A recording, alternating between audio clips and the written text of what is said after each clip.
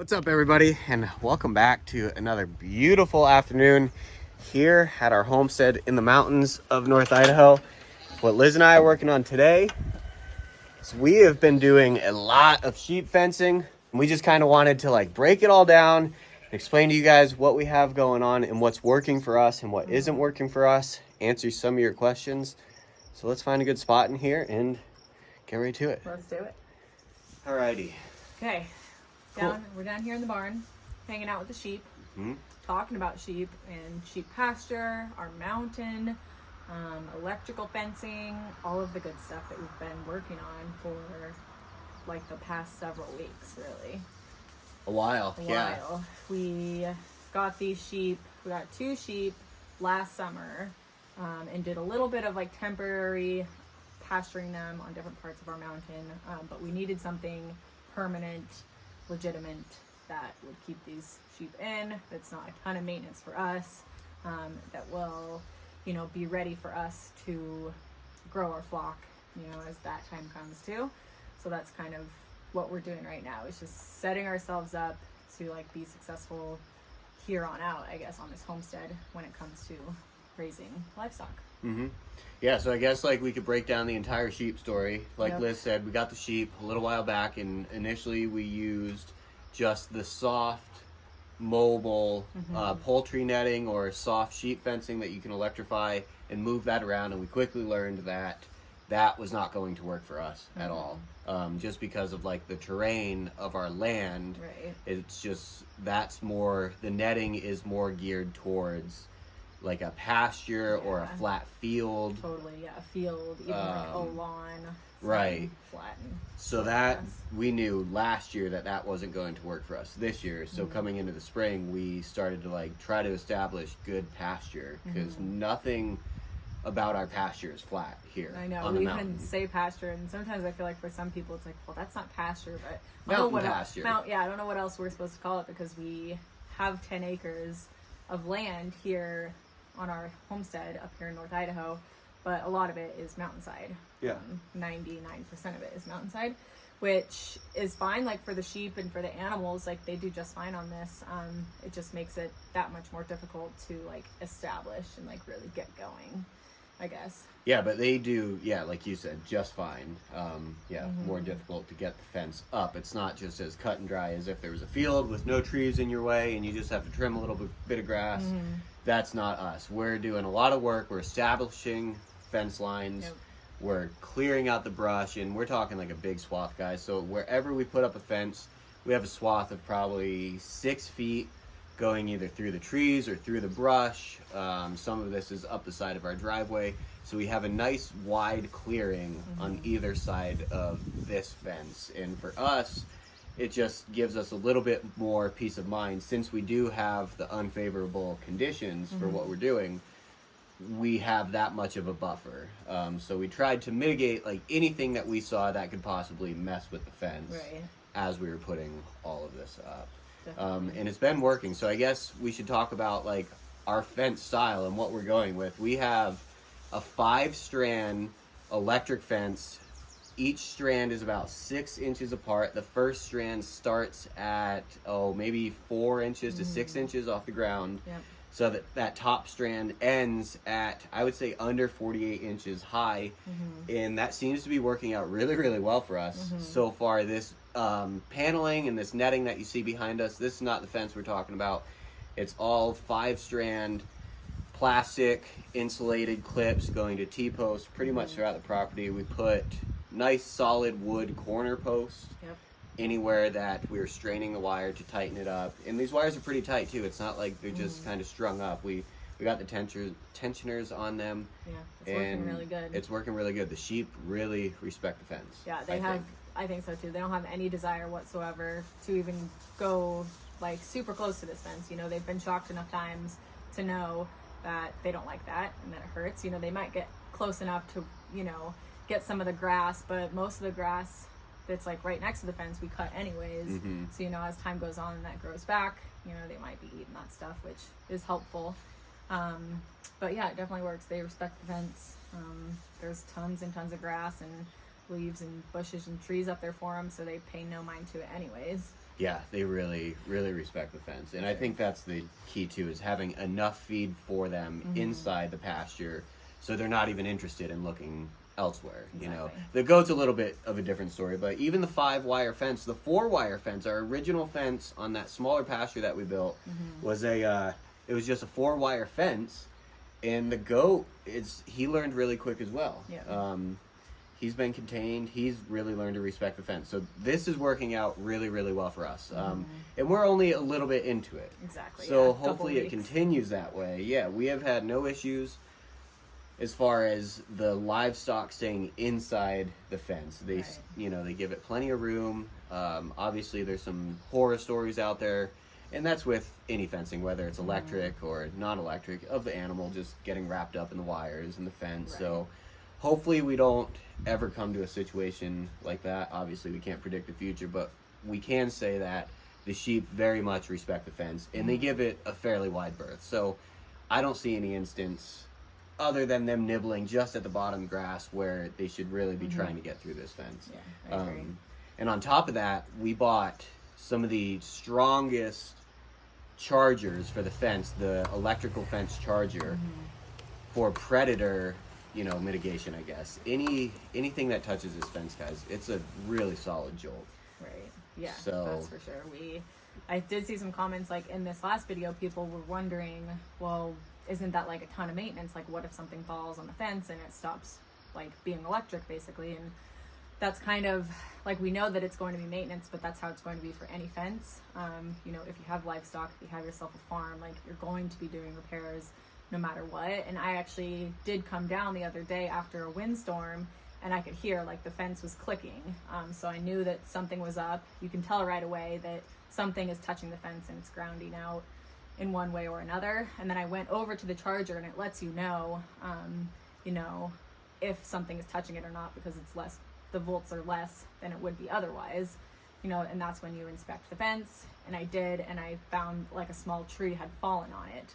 There was a So, lightning storm that lightning night, storm, kind of yeah. windy, so it probably just knocked it down. But yeah, the chargers let you know 100%. Totally. Without having to walk the whole fence. We can look at any of these fence chargers, and yeah, you're just looking at what voltage they're at compared to the average of what they're normally at. Right. You can tell immediately if something's on the fence. And like Liz was saying, with the really strong chargers, you can hear that fence really grounding itself out, just shocking whatever is allowing that current to go through it to ground out. Yeah. So it's pretty easy. And yeah, you're going to have maintenance with anything. It's not just an electric fence. Any fence we put up, Any fence, especially on the mountain, this is it's difficult terrain. It's not just like you're out in a field like we said earlier.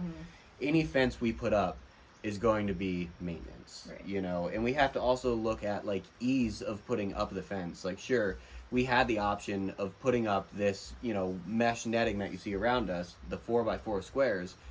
But when you really break that down, guys, and you look at the cost and the time that we're going to be into it, I can't even imagine how heavy one of those rolls is. And we would have had to been dragging those all over this mountain.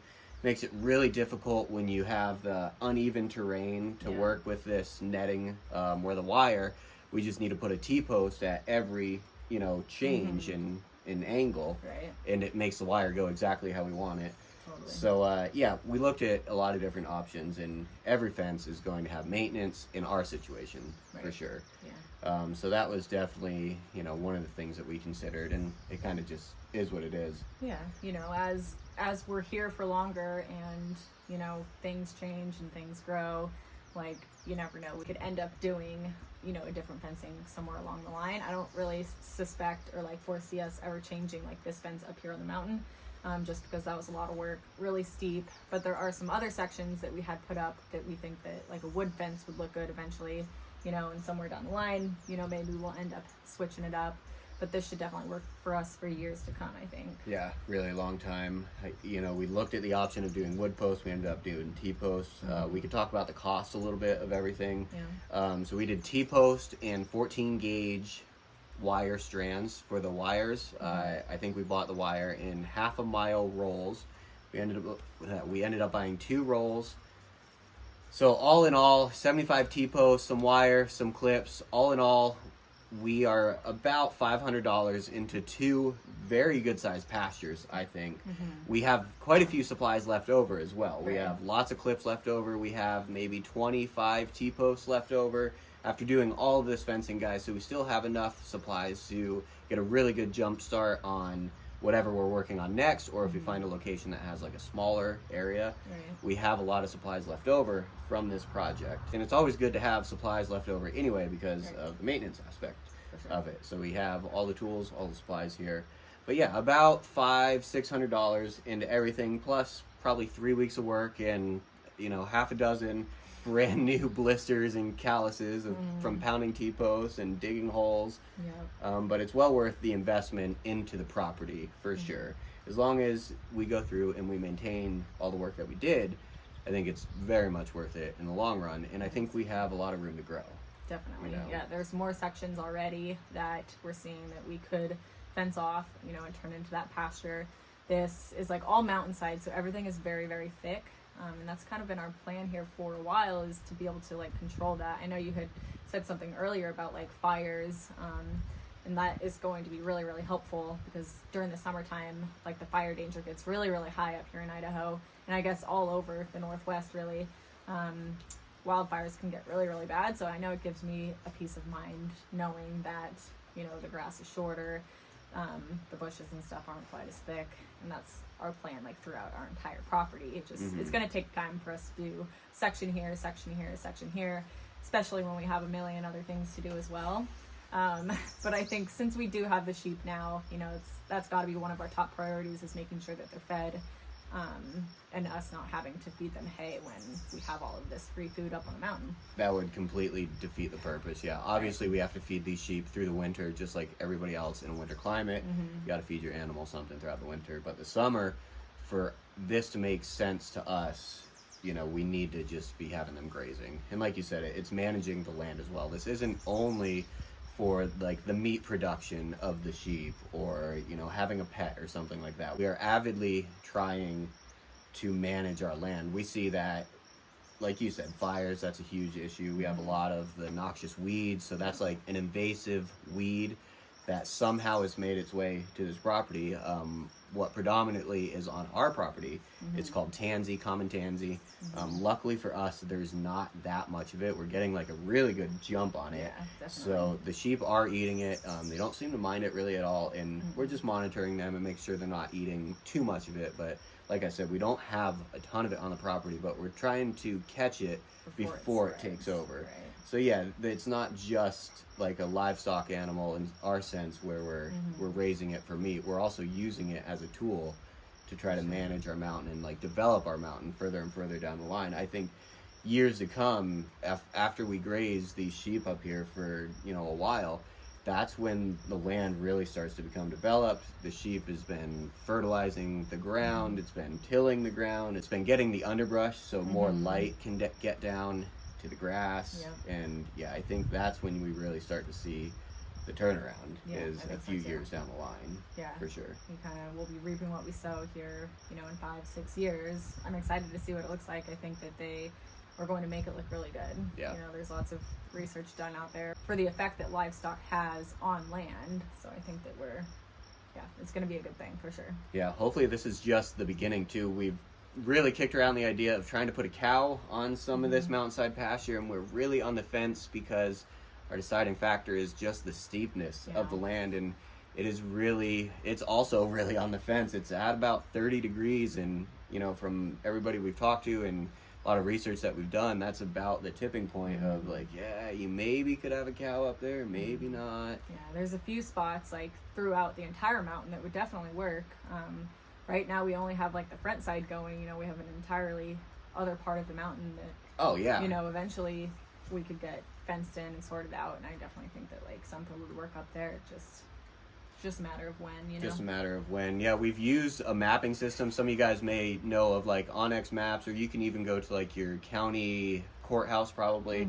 So we've done that, and we've gone through, and I think right now we have about 1.5 acres fenced in of pasture, and we own a total of just under 10 acres. So we still have a lot of property that we could put a fence around. It's just, you know, the investment in trying to put that time and that money into something like that. It's a big project. It's not, you know, some of the videos, the produced videos that we make, it kind of looks like it's just bing bang boom, all of a sudden you have a fence up, but there is like a lot of time and sweat and money that goes into all of this stuff. So we're pretty happy with what we have going on right now. But yeah, about 1.3 maybe fenced acres, and we have 5 different big game, big livestock animals, fair livestock animals, I guess, on it.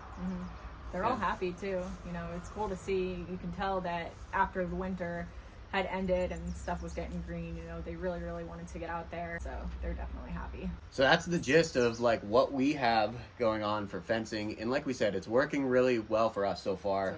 We haven't seen any major issues, and we're trying to like predict those issues, and everything's going really good, but time will tell. Time will tell. We'll definitely continue to maintain, you know, the fence line, make sure that nothing brushes up against it, because, you know, since it is an electrical fence, you do have to keep up on that maintenance, but we're more than happy to do that. It's definitely worth it. Keeps you in shape too. You walk the fence line once every 2 weeks. Keeps you in shape, especially on our property. That's for sure. Yeah. Yeah. Well, we appreciate you guys watching this video. If you have not seen this video that we're talking about, definitely go and check that out on our other channel called The Lordens. That's where we post more of our produced type videos of what's going on here on the homestead, you know, the project side of things, I guess. And then we answer your questions about that here. So for sure. Yeah, we will link that video in the description box below. Thank you for watching, and we'll see you next time. Thanks, guys.